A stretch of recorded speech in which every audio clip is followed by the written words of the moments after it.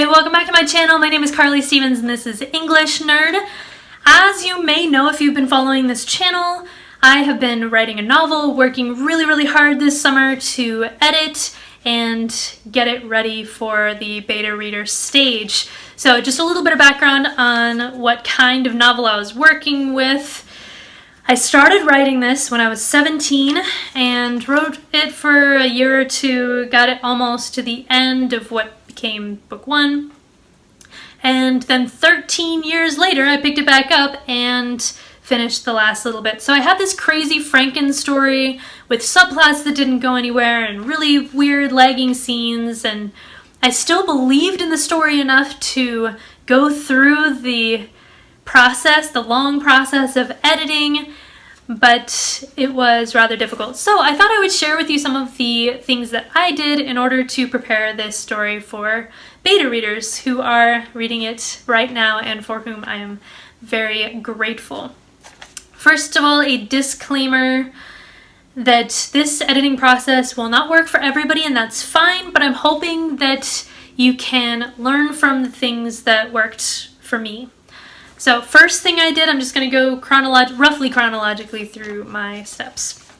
First thing I did was to print out a copy of what I had. So originally that was just about 3/4 of the book, but I printed out the whole thing and I read it as I would any other book, with the exception of making the occasional note. This isn't working.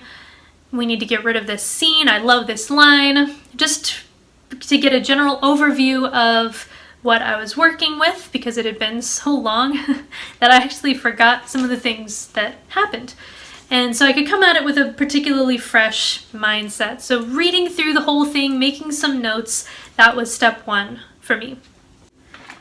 Step two was to list the main problems. So just from memory, thinking, okay, there is not enough character development with this person. I need to revisit these scenes. What are some of the major issues that this story has? So I made what I hoped would be a comprehensive list. It was a little difficult and ever expanding, but I made a list of the issues. Number 3 was to list specifically the scenes and characters and subplots that I wanted to erase, that I wanted to delete because they did not serve the story in the way that they should. They were underdeveloped, they went nowhere. The point of view maybe was irrelevant because I should stick with the main characters, whatever it was. So I made a list of those things that I wanted to delete. I just want to say at this point that I saved the original draft of my story before I did anything to it. In a separate document, I copied and pasted everything onto a new document called Draft 2 so that I could have the freedom to delete things without there actually being gone completely. And I would suggest this strongly for anybody who is editing their stories. Keep the original draft, keep anything that you delete, but keep it in a separate document. It gives you a safety net and just a feeling that you can go to town. You can try out things and nothing is permanent. You can always go back and add something back in if you feel that you want it again, or there was some wording that you really liked, or whatever. It gave me the freedom to actually delete a lot of these subplots, characters, points of view, things that didn't work. Number 4 for me was to finalize character arcs. So just in a few sentences to describe what it was that I was trying to achieve with my main characters, where I wanted them to begin as opposed to where I wanted them to end in this story, how I wanted them to change and in some cases grow for the better. That way I had a blueprint of for decision making, essentially. If I wanted to delete something but I wasn't sure if I needed it, I would look at the character arc and where I wanted the story to go as a whole as to help me make that decision. Should I delete something? Should I add something? Should I add some scenes? All of that through the lens of the character arcs. So that was a helpful tool for me. I would suggest you do that whether or not you are in the editing phase. It can be extraordinarily helpful when you're working with something like I was, which had a lot that needed to be taken out and a lot that needed to be added. Did that scene or character support the arc of the protagonists?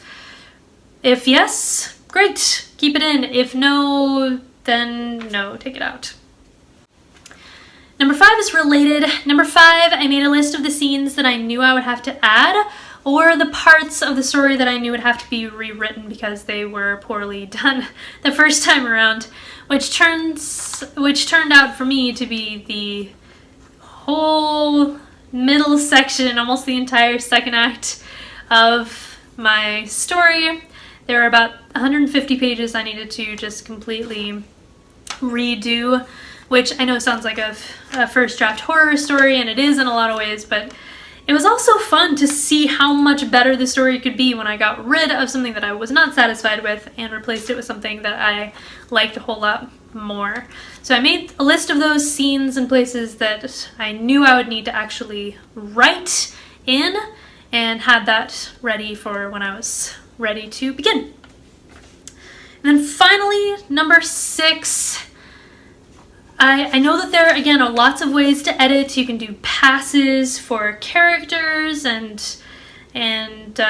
I've heard of a lot of different methods. But for me, just to get started, I needed to go scene by scene, line by line, looking for awkward phrasing, looking for filler dialogue, looking for places where the description or the reaction could be bolstered and made clearer, looking for places where the wording was vague. And for me, being able to tackle not only the major plot points, but also the line by line, helped me to be excited every morning and go after it.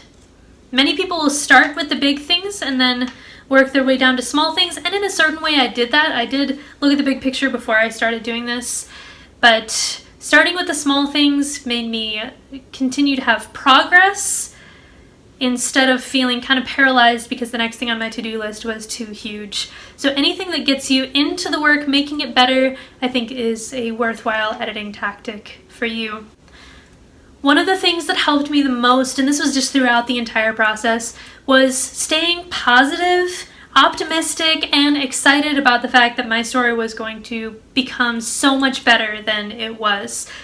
If you look at the first draft and you look at the second, I think it's pretty clear that it improved dramatically.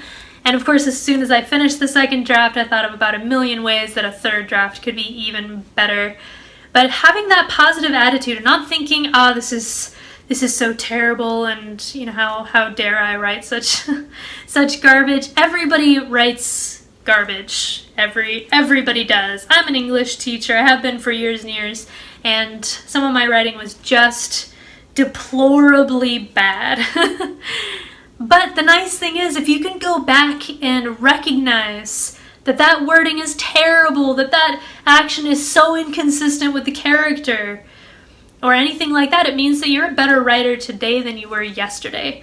And that is something to be proud of, and something that there's no shame about at all. So hopefully these tips have been helpful for you. Again, I know that this is not the only way to go, but do let me know if this has been helpful, or if you have any additional editing tips that have been even better for you on your novel editing journey. Just put them in the comments below for the benefit of people who are watching this video. I post new videos on Mondays, so I will see you then.